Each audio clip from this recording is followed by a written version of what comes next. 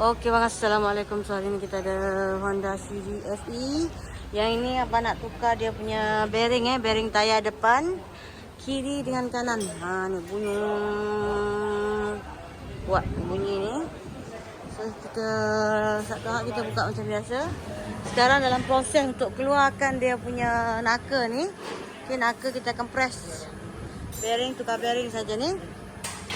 Okey, lagi kita ada Honda City, Honda Jazz GK5 ni dia tukar steering rack baru.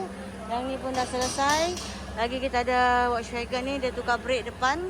Okey, ni tu tengah dalam proses lagi.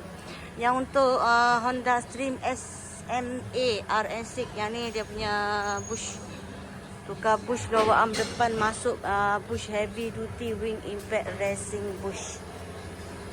Okey, yang ni nak pasang brake ni, Lexus nak pasang brake, Azia tu nak pasang brake belakang, Camry pasang brake tadi.